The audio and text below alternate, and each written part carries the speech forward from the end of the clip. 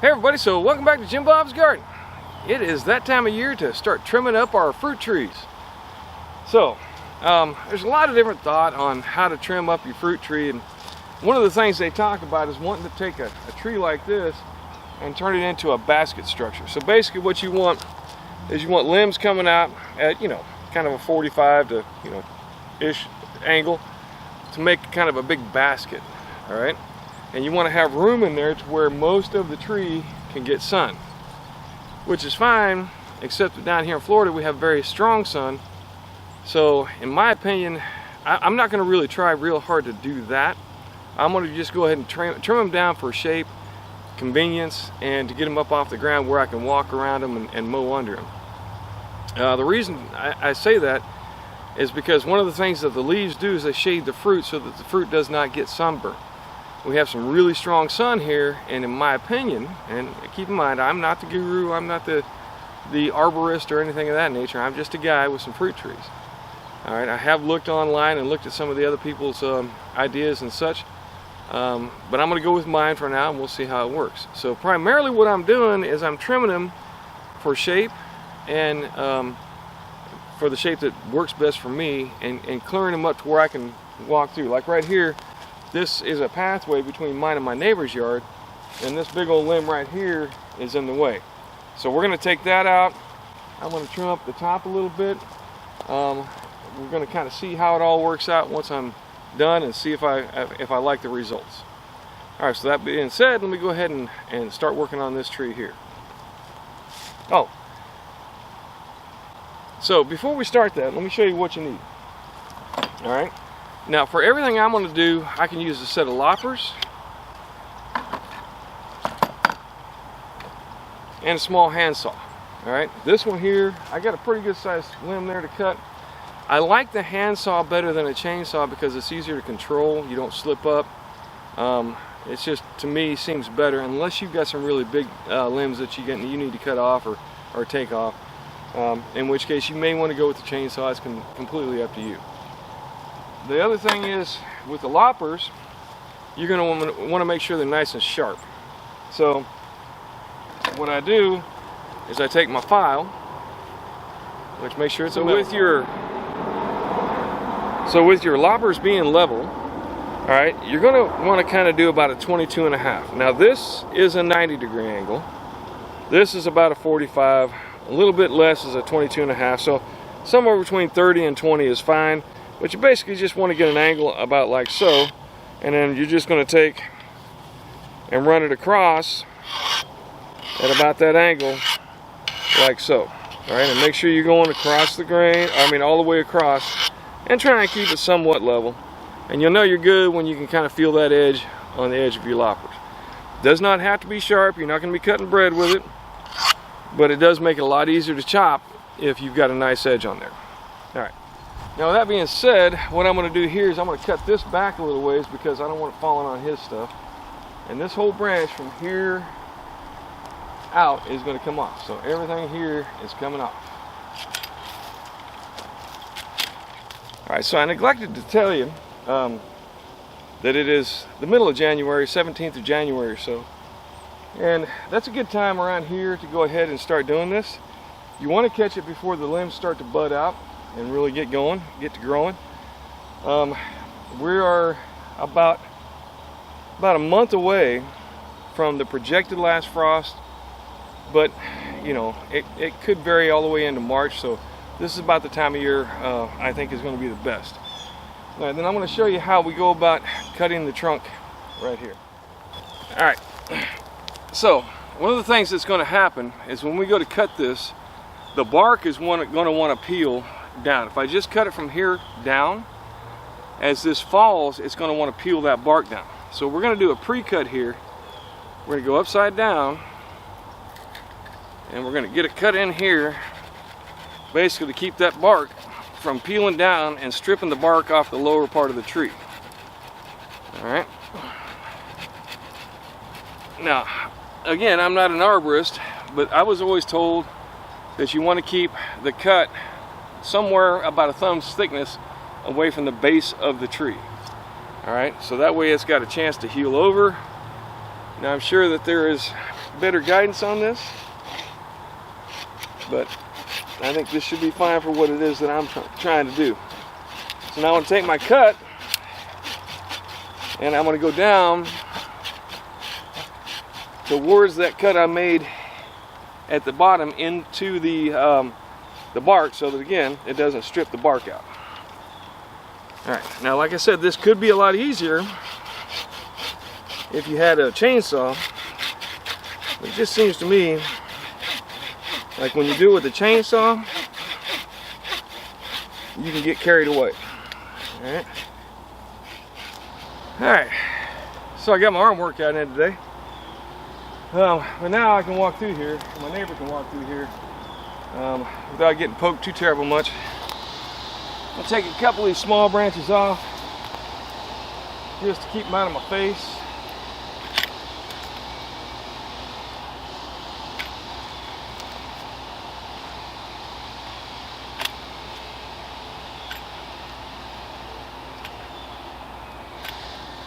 There you go.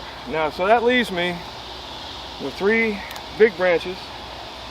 Alright, and then I'll have above there plenty of space for the tree to grow up in. And then down here, probably going to take this one off too,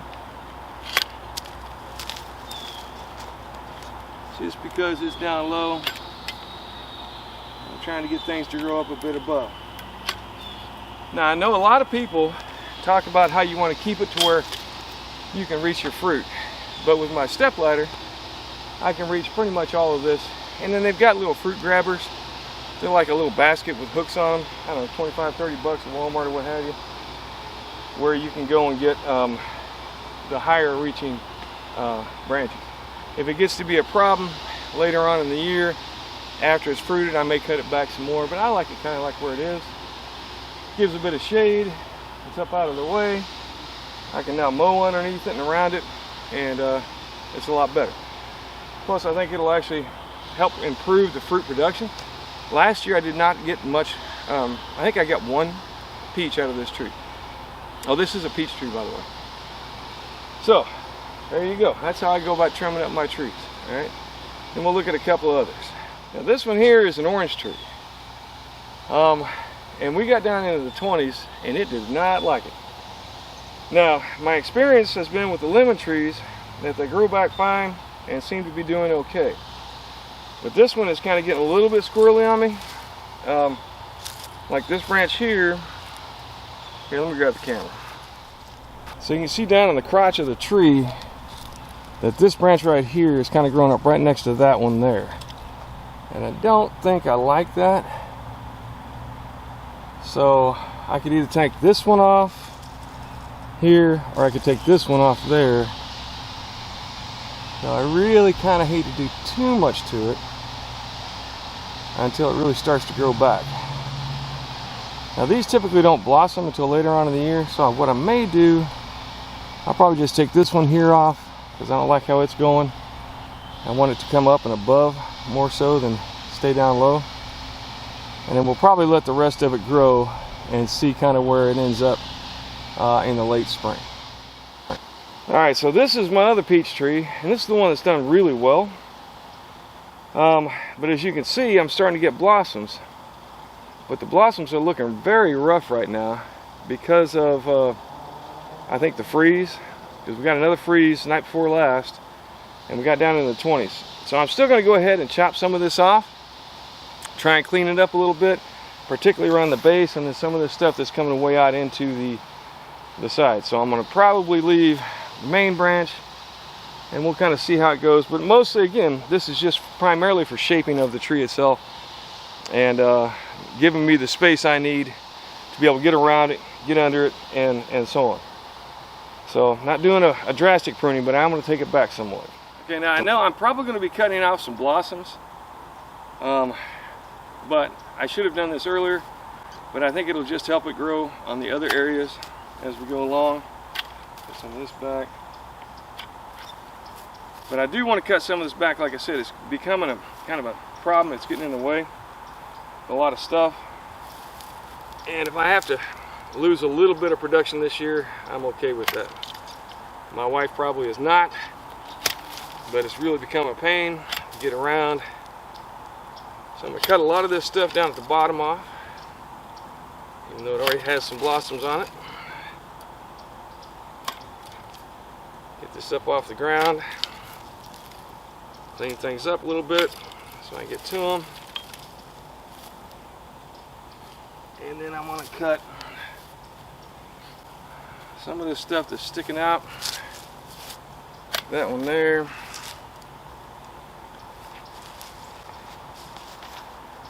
And I think that'll do it. We'll let it go like that. Maybe this one right here. Cut that one. Alright, and then next year I'll probably go ahead and cut this one out. That's a pretty large branch, and I can still get under that, so it shouldn't be too big of a problem. Alright, so that's how I'm going to cut this this peach tree out, get it cleaned up. Probably should have done it before it started to blossom, so note to self, get on this in December next year when it's really cold. Alright, so I showed you one orange tree. This is another one. It didn't get beat up quite as bad, and we did get 2 oranges off it this year, and they're nice sweet oranges. I just want to kind of shape this one up a little bit, kind of make it more into a round shape and less of a shape. So I'm just going to trim a few things here and there. That's going to come off. That's going to come off. Leave the rest of it.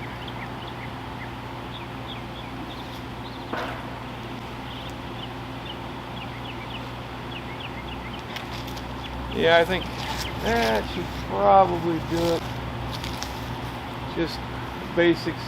Get the really squirrely branches off that are kind of going off and to the side, and then maybe next year. This is I think like the 3rd year or 4th year on this tree, so I want to get some good production out of it first, and then I'll go to trimming it back.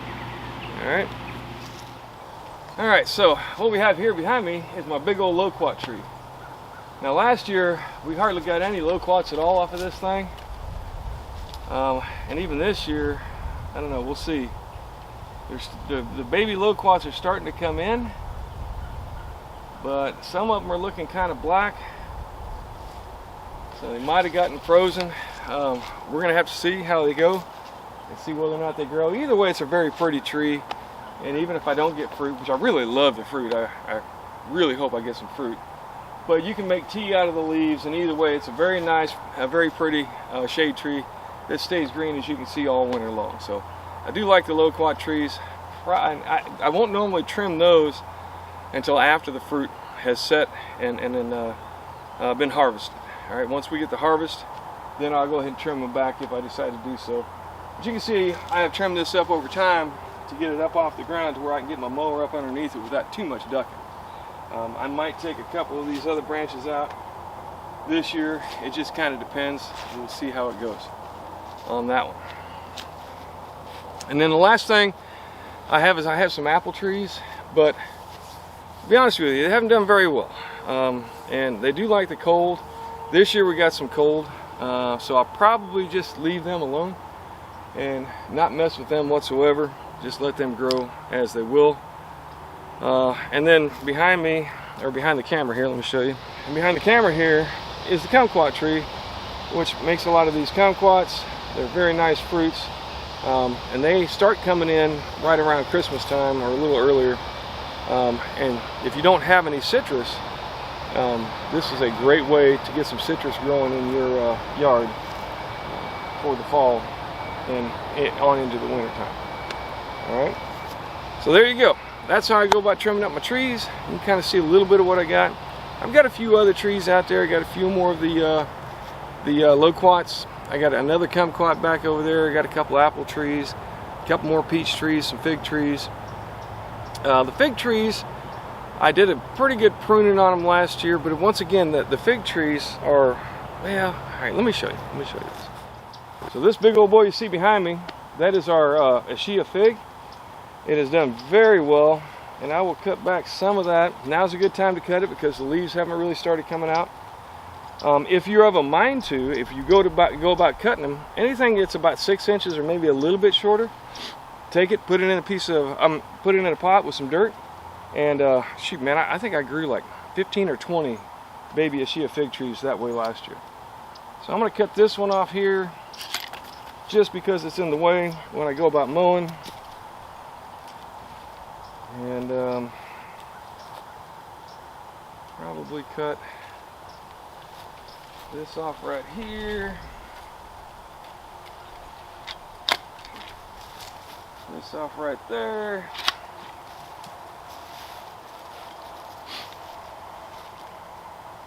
that shouldn't be a problem. There we go. I've kind of cleared up space around it so I can get around the tree when I come through here to mow or walk through or what have you, just so I don't get poked in the eye. And then I'll take some of these branches and I'll stick them in some dirt and see if I can get some babies to grow. Though I've already got 2 of these. I don't know how many more I want to get. I've got a couple other figs that I'm more interested in growing. These are okay. They're not a bad fig, but they're not as good as some of the others. So we're gonna hopefully get the others to grow this year. Give me some more variety of figs. And then the banana trees, which you see behind there, that will come once I'm sure all of the frost is passed, and we'll do some cutting back on those when that happens. All right, so that's what I got going on today. Cutting up my fruit trees, getting them back into shape, making it easier and more convenient for me to get around, primarily. You can try and cut them into a more of a basket shape to where you have an outside basket and an inside that gets plenty of sun. But keep in mind, depending on where you're at, that may also be a bad thing. If you've got too much sun hitting your fruit, you can actually sunburn the fruit and ruin the fruit. Alright, that's what I'm doing here on Jim Bob's Garden. Thanks once again for stopping by. Do me a favor and give me a like and a subscribe and let me know what you think. But most importantly, grow something. Oh, and if you like the shirt, there'll be a link in the description that shows you how to go about getting this shirt. Alright, so thanks once again. Y'all come back and see us and grow something.